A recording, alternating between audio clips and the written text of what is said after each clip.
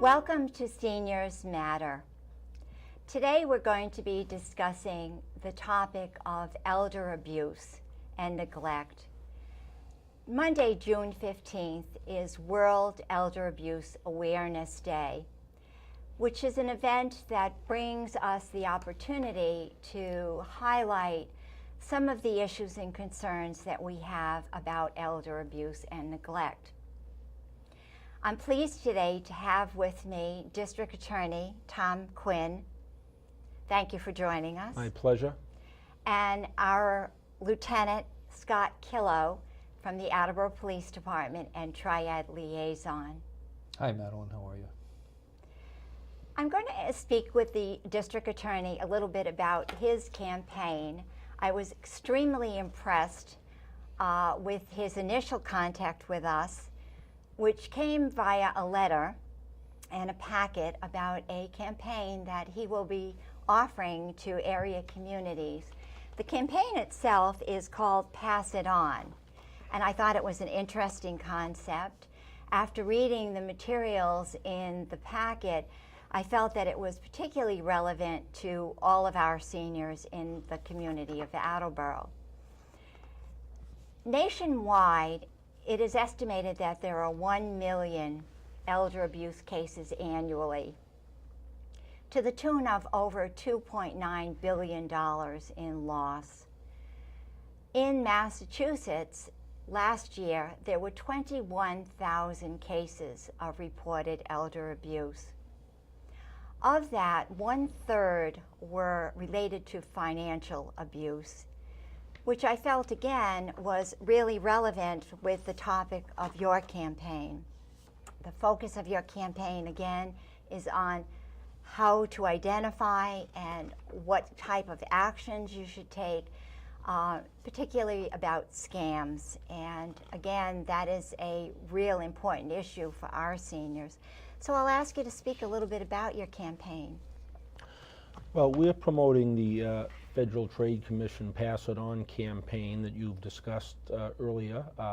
We want to make seniors aware and do as much possible to notify them of potential scams. Sadly, much of it, we're dealing with a vulnerable population, and the brochure, which we've handed out through various agencies throughout the county to make people aware of the bogus phone calls that try to solicit money from the elderly, and make them aware so that they can, so that it can prevent them from giving money to the people that are soliciting them. In addition, we're very cognizant and focused on elderly abuse, which comes in a number of ways: physical, emotional, sexual, and we've prosecuted and are focusing sadly on the neglect aspect too of many elderlies, that people who are being taken care of by family members in many cases, or caretakers who abuse them by neglecting their physical well-being and also taking their money. So that's an important thing for the office, and we're trying to do it through this campaign. Thank you. I agree with you that neglect, both neglect by family members and caregivers, is a real concern, as well as self-neglect, which is a high number of cases that we see. Lieutenant Killow, I'd like you to talk a little bit about the Triad Initiative, what we are, what we do, and how we are being very proactive. Well, we're a consortium of police, fire, council of aging, with assistance from Bristol County Sheriffs that get together and present safety programs for elders. And the programs are designed to help an elder feel safer in the community and to continue functioning independently. It's easy to understand and see when people do get a little bit older, they get a little bit skittish or afraid, or they lose some degree of self-confidence, and we're there just to kind of act as a support network. And we're out there, and we're out there 24/7.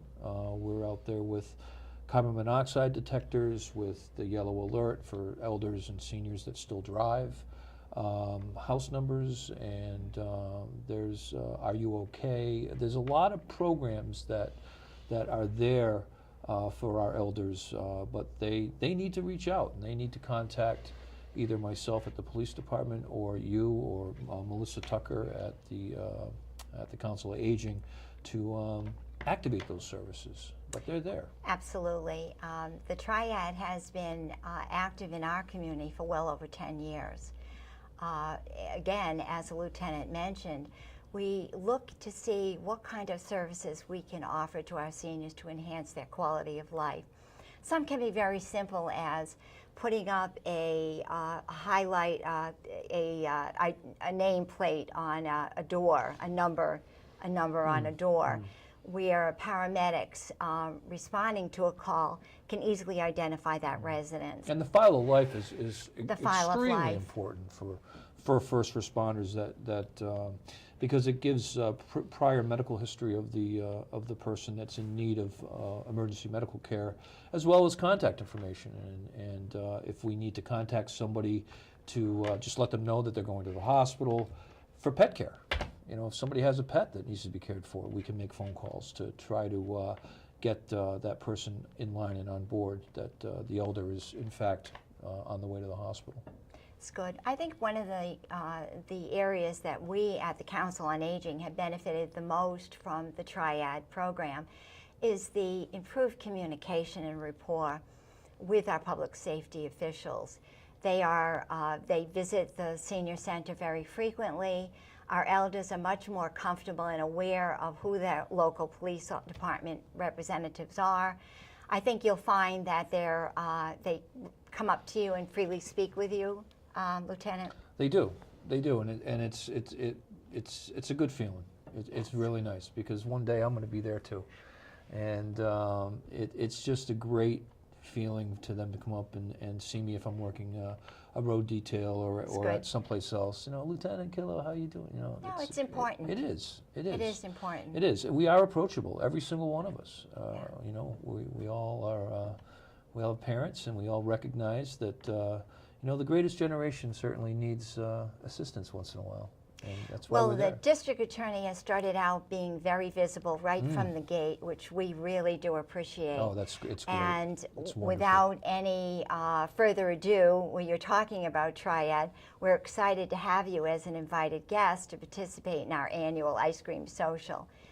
And it's a fun event, but it also is an opportunity for seniors to talk with us, to enjoy an ice cream sundae and have a chat with our fire department, our police department representatives, hopefully our mayor, and along with yourself. So I think it's we're excited. We're really excited to have you join us. I think you'll enjoy scooping up the ice cream with the rest of us. Yeah, it's great to see District Attorney Quinn. Yes. We in Bristol County, sometimes we're forgotten, or I'm not going to say we're forgotten, but between New Bedford and Fall River and the demands down there on your time, I'm sure. But we've seen you up here a lot, and it's always a pleasure to see you. Well, I thank you and appreciate that. I mean, I've made a commitment that, yes, we have two big urban cities in the southeastern part of the county, but Attleboro and the surrounding towns are as important to me as those communities, because everybody has their needs and view their needs as important as everybody else. I mean, my theme is that people need to feel safe in their homes and communities. And working with the police, I want to do everything I can to make that happen. The elderly, as was mentioned, elderly are in the latter stages of their life. They've given much to our society, and they deserve to live and be treated with dignity. And when that doesn't happen, most people are outraged by that. And we want to participate through our Community Affairs Division in various events and training. We have a big conference June 15th at BCC. June 15th. We're very excited. We'll be there. Looking forward to that at Very Bristol excited. Community College, and I'll get a chance to say a few words and meet some of the people there. So those are the type of things we're trying to do, especially with the financial abuse that goes on, because people have saved money over the years. they are entrusted, say, to a caretaker who often we find abuses them. There are family members too who abuse them financially, take their money. I view that very seriously, and we'll do what we can to make sure that if we can prevent it, that's good. If not, to prosecute those cases as best we can. That's great. One thing that gets me on those cases is people feel embarrassed. Our elders feel embarrassed to report that. And they feel embarrassed because they were stolen from, and they're afraid that if they do report it, they might lose some form of independence. And I just want to stress that don't be embarrassed. Come to us. Let us know, and let us seek justice with assistance with District Attorney Quinn, because he's committed, and we're gonna work with his staff and build a case, and we're gonna bring these people to justice. And don't just, our elders cannot feel or shouldn't feel embarrassed. I think we've done a wonderful job in the community to ensure that trust, and people do feel comfortable coming to the local Council on Aging to speak with our outreach staff. We're always available to help seniors and or family members. A lot of family members are going through the stress of dealing with an aging parent or parents. It's unfamiliar territory. It can be an added stress on a family, and there are resources to help them, which is what we do at the Council on Aging. I did want to briefly go back to your Pass It On campaign. I was told that if I hold it up, we could get a nice view of this. I wanted people to know that the materials are available at the Council on Aging, and they can just stop in and take whatever they'd like to. Wonderful wealth of really good information in the brochure. I did, in the newsletter that will be going out to our seniors in June and July, I did take the opportunity to put the district attorney's introduction letter in it. And I also made a commitment to take one of every one of the topics that are in here, and to put a little caveat in that newsletter. So the first was identity theft. And I put identity theft in there because we just finished doing the AARP income tax season. And we prepared well over 500 free income taxes for area seniors. And the incidence of identity theft was unprecedented this year with our seniors. I think it's the first time that we've had at least 6 to 10 identity thefts. Madeleine, I don't think it's going to get any better. I think that there are predators out there, and they see a vulnerable target, and they go right after them.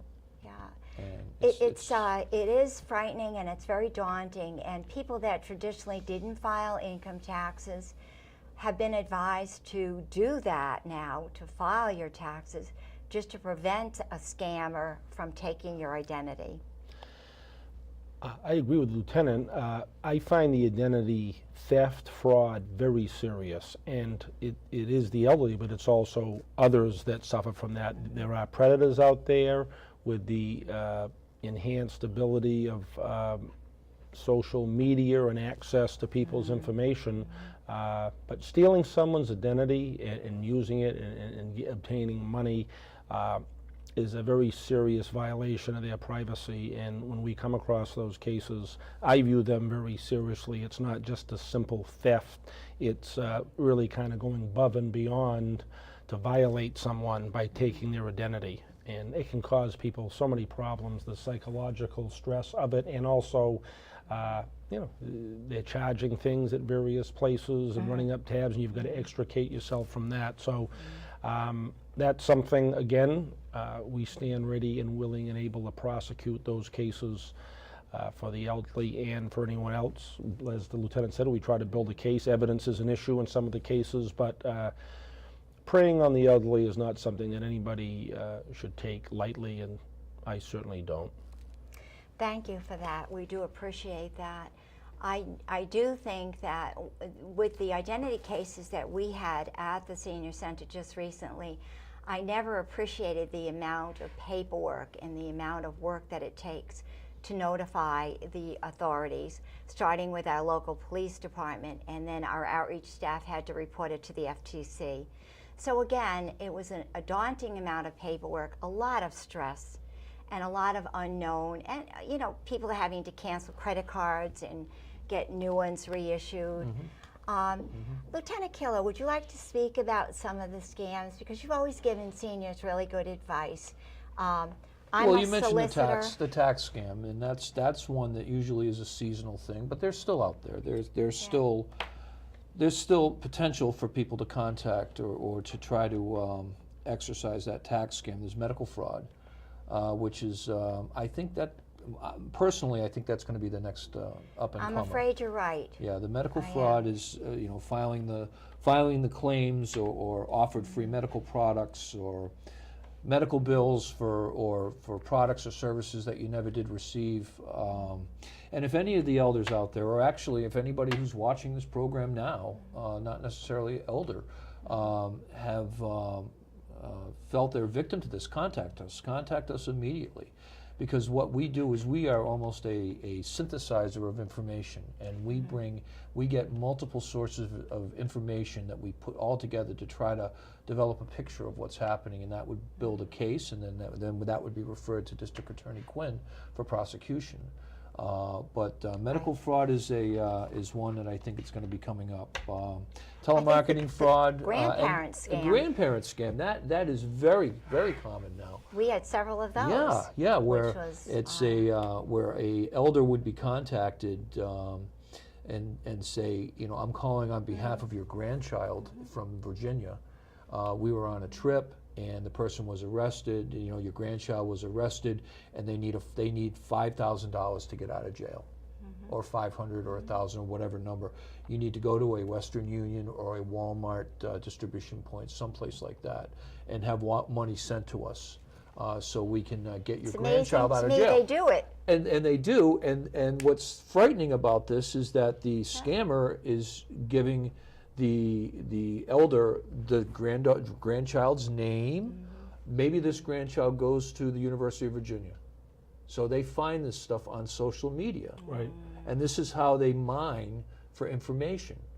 And then they use this information to exploit the elder. It's incredible. Right? So the elder, oh my gosh, you know, now, you know, I just don't fall victim to that. Don't, you know, and if you ever have any questions about that, call us. Right. Let us evaluate it. Let us make some phone calls. I would have absolutely no problem contacting the Charleston, West Virginia Police Department saying, hey, I'm Scott Killer from Attleboro. Do you have such and such a person in custody right now? Right. Right? Right. Not a problem. I I'd do it remember anytime. in the winter this year where we had an elder that we had gotten contacted by a family member at the Council on Aging. She was certain she had won the Publishers House lottery. Oh, And she gosh. wanted a ride to New York to pick up her winnings. And she would not hear from the family that this was a scam. She had won this lottery. And I don't know how we succeeded in talking her out of it, but unfortunately, she really, truly believed she had won this lottery. Of course, of course. You know, it's amazing to me when you see this happening. I've gotten calls and people have knocked on my door. The police association called. They were doing a local fundraiser. And I told them that I would call them back. I asked for a number. I called the police department and I said, is there a fundraiser going on in our community? They did confirm there was, and I succeeded in getting back to that individual that had called me and did make a donation. So I think, again, you need to be cautious. Not every caller is on the up and up. No. The homeowners scams, the contractor scams are going to be prevalent now. It's driveway sealing time. There you Absolutely. go. There you go. People that go from you know, town to town or neighborhood to neighborhood, and they will say they'll seal your driveway. They'll take a $100 deposit. They'll put a little bit of oil down, and then off they go, and they'll never come back. It looks good for a little while. You know, and it does, and someone near and dear to my heart was taken by that, and you know, it's just not right. It's, So it happens to all of us. of course, We all potentially can be a I agree. victim. absolutely. I believe that the elders are a primary target because very often they're home alone during the day. Mm-hmm. They're also isolated in many And cases. in some cases, And they're lonely. they're clustered, right? So like one of our like down at Sandcastle, for example, now you have a community that's, I believe, 55 plus, where you know the scammers or contractor scams down in that area are very prevalent, because unfortunately the scammer looks at it like shooting snakes in a barrel, because everyone is all together, and I can't stress it enough. If you have that little tickle in the back of your neck Yeah. that something isn't right, it's probably not. And that's when you need to call us. We want to get the person there, and we're going to run them out of town. We're going to run them out of town. And I'm certain you don't advise letting anyone in the house. No, absolutely not. You Absolutely close the not. door, you lock it, you make the phone call. And you make a call. And you make a call. Please. But yeah, elders or seniors, or for that matter, the community at large, they need to trust their instincts. And not be afraid to call the police. And never, ever, ever take the idea that, oh, well, we didn't want to bother you. Well, this is why we're here. This is why I signed up, is to get out there and make the community safer, make people feel like they can live safely and enjoy their community. We will have a lot more information. I will be submitting a letter to the editor on this topic, which will also give you a little bit more information about the different types of elder abuse that are prevalent, as was mentioned earlier, and what you can do about it. Frontline, as the lieutenant has mentioned, you need to report it.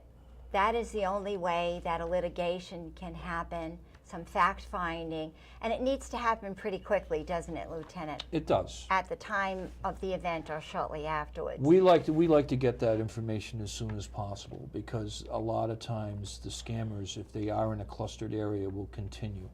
They're Right. bold, they're brazen, Right. and they'll continue operating in that particular area, and we will just absolutely saturate that Good. area looking for these And people. hopefully you'll be able to get some litigation to the district attorney's office so that Yeah. we can put these predators on alert, which is all of our goals. I did want to mention that there are laws on the books that certain individuals are considered mandated reporters.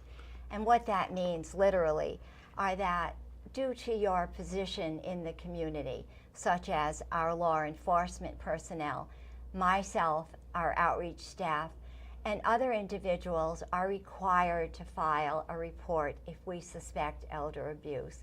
But I want to let you know that anyone can file a concern or a report. And it's not necessarily just abuse, it's neglect. Neglect, of course. Self-neglect is very, very important. If you have a neighbor that is older or elderly or a senior, and you haven't seen them, or you feel that they're having a hard time providing for their daily needs, call us, and we'll investigate And you'll do a well-being that. check. Right, and we'll do a well-being which is the check. front first line, and- which is really a good first step. Correct, exactly, and then we would get Madeleine's agency involved, the Council of Aging, and your terrific outreach staff. Absolutely. And, Top-notch, I Melissa, would yeah. say. So people need to call us, and we'll get down there and we'll make sure they're okay. We all have to So- watch out for each other. Who would they call? What number would they Well, call? they could call on an emergency situation, obviously, if there's life or a life-threatening emergency, 911, absolutely, that's it. Okay. But our business line, 508-222-1212, and just report your concern to dispatch, and an officer will be dispatched to the location, and we'll do a well-being check on Good. the neighbor. We Excellent. have to watch out for everybody. We're a community, and we're a tight community, and we want to stay that tight community. And we do a great job with our elders, as I said before. If you are feeling that you would like to report a concern, You also can call, in addition to the Council on Aging, Bristol Elder Services, and that number is 508-675-2101. For your information, the Council on Aging's number is 774-203-1900.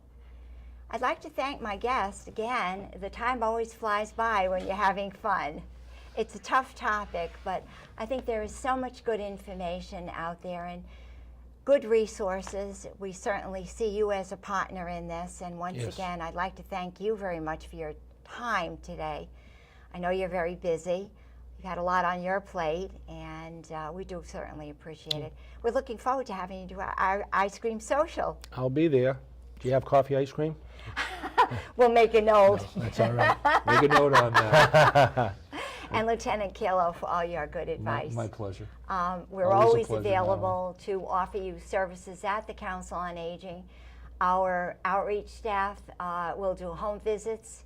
We also have many programs and services available that may help you live safely and comfortably in the community. Thank you very much.